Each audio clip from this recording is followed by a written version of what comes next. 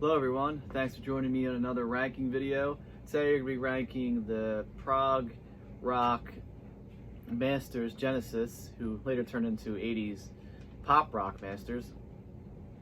This was a little tough to do only because I feel like everyone's Genesis ranking collection is pretty similar.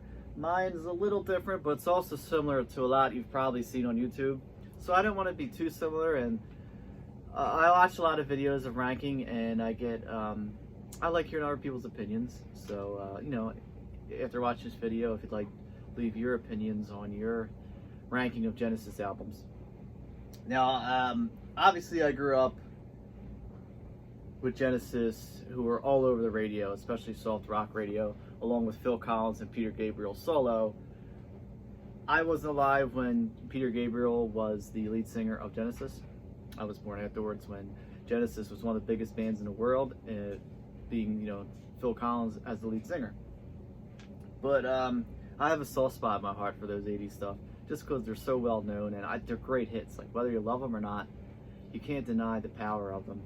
And for Genesis to become this, cult prog rock band and to morph into this massive, huge selling blockbuster chart topping band was pretty impressive, especially after losing such key members. So I'm gonna get right into it, and coming in last for me is Calling All Stations. I don't own it. I've heard it a few times. I just don't like it. Features Ray Wilson on vocals along with Tony Banks and Mike Rutherford. Phil Collins had left the band by then, and it was released in '97, and for me it's just, yeah, of course, Mike Rutherford and Tony Banks are a huge part of the band. They've been there, almost since day one.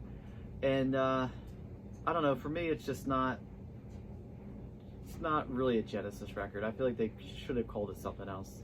So that's coming in last for me. And like I said, I don't have it to show because I don't own it, and I don't have any interest in buying it. Coming in next, We Can't Dance from 1991. I remember this track, I Can't Dance, was huge when this came out. All over the place in the early 90s. The video was all over MTV, VH1, a lot of playing. There are little hints of prog in here, but this time Genesis is just a full-out pop band. No Son of Mine and Jesus He Knows Me are probably the two best tracks off of this album, in my opinion. Obviously I Can't Dance was a big hit, like I just said, but over 12 songs, it kind of dies down. It's kind of tough to get all the way through, and I don't know, the cover art isn't great. It's okay, and it's just one of those albums you always find in like the dollar bin or the 50-cent bin in all these CD and record stores. Alright, coming in next for me, Genesis debut album, From Genesis to Revelation. This is the cover art I have. There's a lot of different cover arts out there.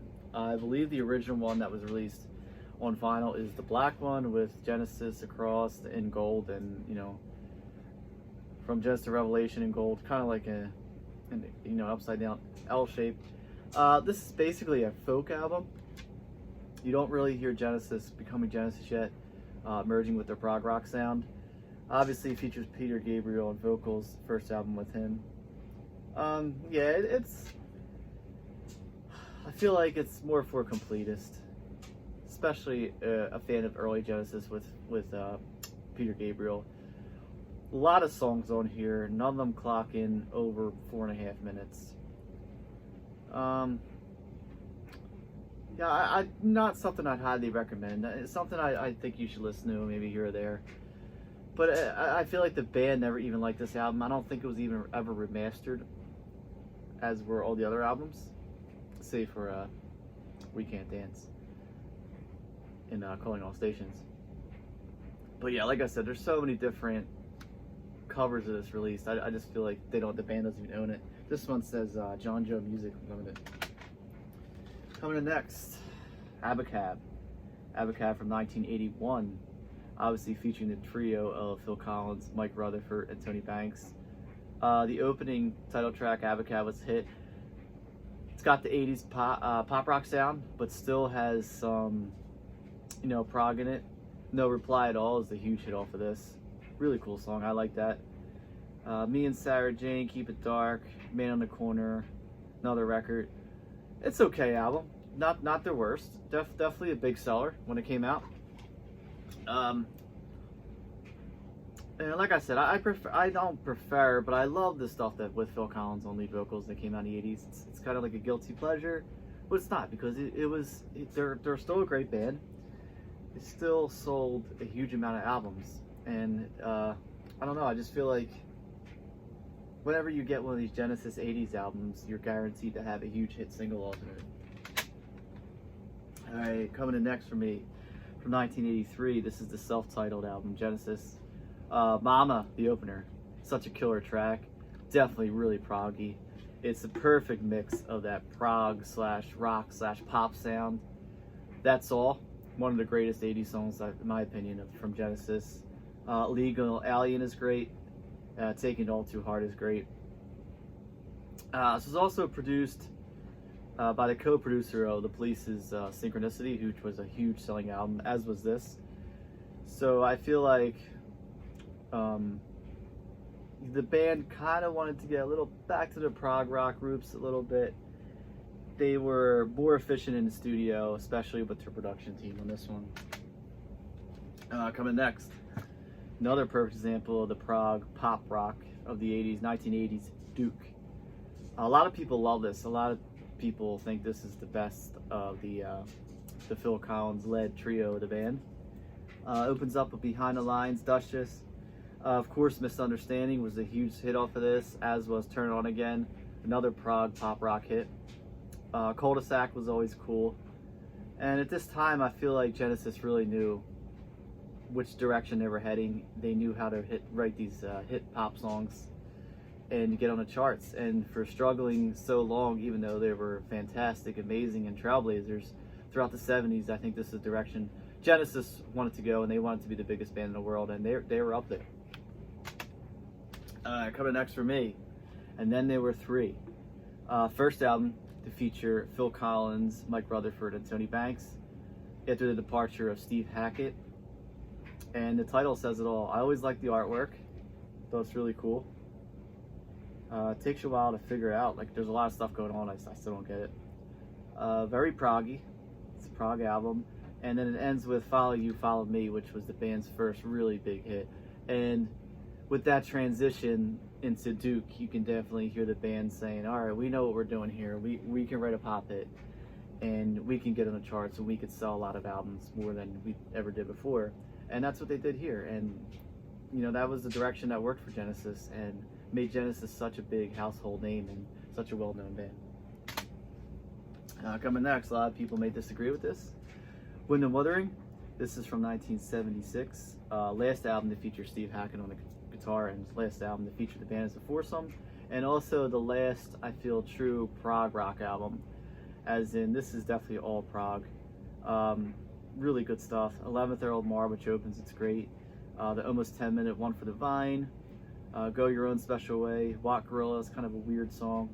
Then it has the medley, Unquiet Slumbers for the Sleepers, into In That Quiet Earth, and it ends with Afterglow. Such a great song by Genesis. I always loved Afterglow.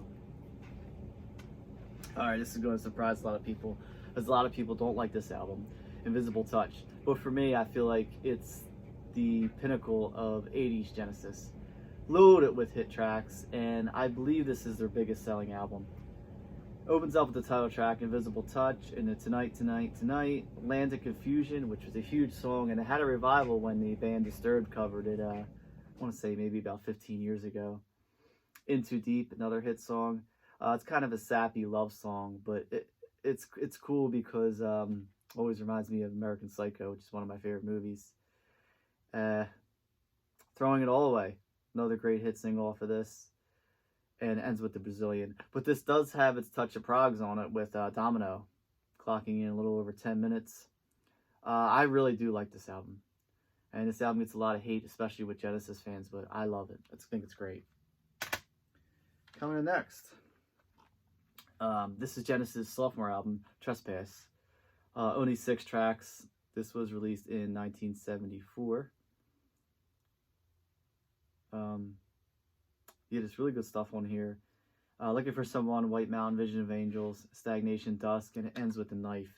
One of the greatest tracks of the Gabriel era. Such a cool song. It's heavy, the guitars are all over it. amazing album.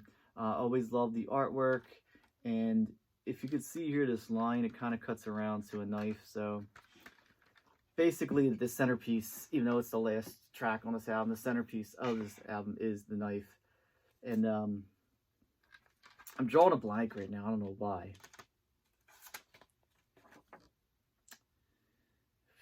John Mayhew. Drew a blank on that. John Mayhew on drums. Last album he would do with Genesis on drums before obviously Phil Collins would take over as drummer. Coming next for me, Trick the Tail, featuring Phil Collins on vocals. No more Peter Gabriel. Dance on a Volcano, Entangled, Squonk, Madman Moon, Robbery, Salt and Battery, Ripples, A Trick of the Tail, the title track, my favorite off of here, and Los Endos. Another cool, very British proggy album by Genesis. And this shows Phil Collins taking lead vocals and taking control of the band, and does a great job. His voice is very similar to Peter Gabriel, as a lot of people already know. And when your lead singer and such a great frontman like Peter leaves your group, it's kind of hard, like, hey, how are we going to survive? But this band definitely survived, and Phil Collins did an amazing job fulfilling the role as lead singer. And he was also playing drums at the same time. Okay, coming in next for me, Selling England by the Pound. A lot of people pick this as their greatest album. Not hard to argue with. Dancing with the Moonlit Night, I Know What I Like in Your Wardrobe. The first kind of hit for Genesis wasn't huge, but it was a minor hit. Had some radio play, but not a lot. But the closest they got to a hit with the Peter Gabriel era. Firth of Fifth, More Follow Me, Battle of Epping Forest, After the Ordeal, Cinema Show, and Isle of Plenty. I always liked the cover art. It kind of always reminded me of like the video game Zelda or something like that for like the original Nintendo Entertainment System. But at the same time, I feel like this wasn't, when this was released in the 70s, I don't know how much of a, judging by the album, how much of a seller this could have been. Wasn't the best artwork, but I don't know. I just feel like it's such a classic album now that the artwork grew on me. All right, now we're down to the top three. Coming number 3 for me, Nursery Crime. Again, another album a lot of people would pick as their best, and these last 3 can always switch around. They're all amazing. Opens up with a 10.5-minute musical box. For Absent Friends, Return of the Giant Hogweed, 7 Stones, Harold the Barrel, Harlequin, cool track, and ends with The Fountain of Salmicus. Again, features Tony Banks, Mike Rutherford, Peter Gabriel, Steve Hackett, Phil Collins. This was the band at they're getting to their peak. And this was released in 71. I think I said Trespass was released in 74. It was actually 1970. I don't know why I said 74. I believe it was 1970 it was released. But this was 1971. This is when Genesis really found their sound after Trespass. This is the first album featuring Phil Collins. And the input of Phil Collins he was such an amazing drummer, and I feel like he really put Genesis on the map, and this is when people started to take notice of this such a great prog rock band. And yeah, like I said, I made a mistake. I'm sure someone in the comments, Trespass did not come out in 74. I don't know why I said that. I believe it was 1970 it was released. All right, coming in, these first 2 were kind of tough to pick. But ultimately, I went with this as number 2. The Lamb Lies Down on Broadway. Last album Genesis would do with Peter Gabriel. Opens up with the amazing title track.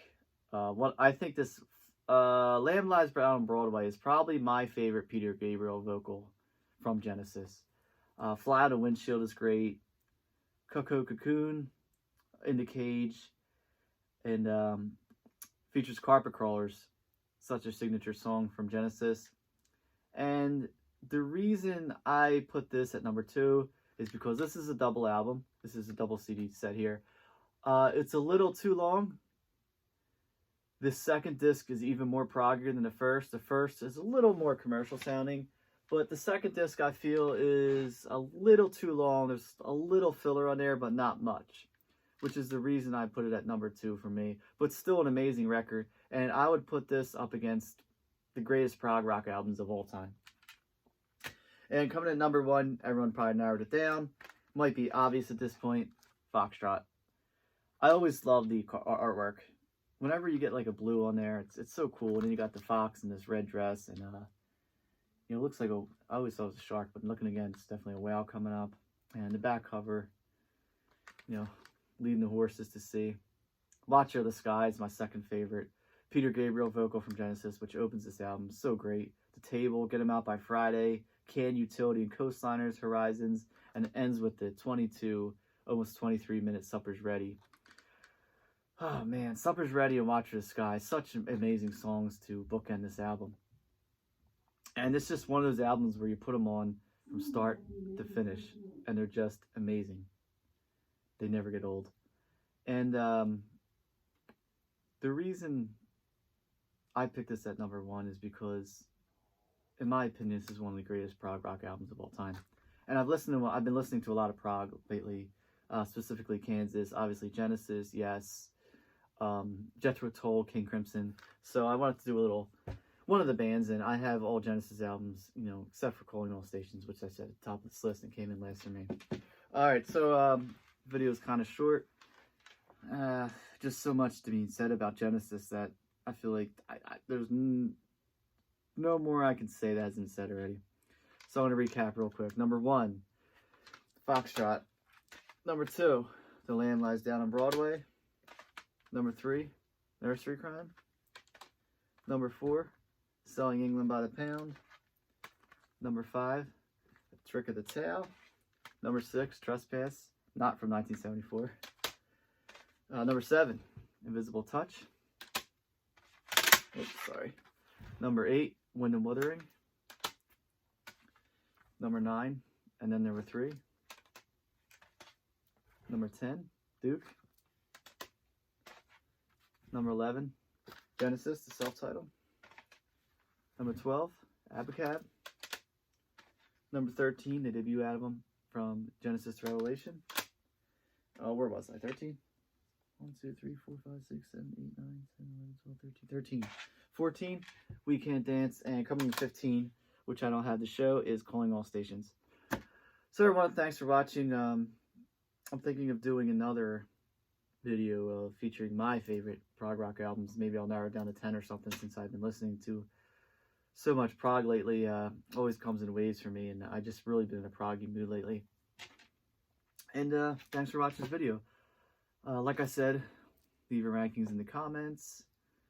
And thanks everyone for watching. I want to thank everyone for subscribing, especially new subscribers. But I want to thank everyone for subscribing. And I love when people comment, so thank you for commenting. It's cool to read everyone's rankings on these videos. And as always, head over to Instagram at Gary Deliciums. I post a lot of my collection on there if you'd like to see more. And yeah, I got a lot of more videos planned for this week. I'm kind of busy with my band, Deliciums. We're doing 3 shows coming up, and you know, we're doing a music video, which I'll be featuring on my channel, and a lot of cool stuff coming up with that, along with my rankings and all my other musical projects I'm doing. Thank you everyone for watching. Stay safe.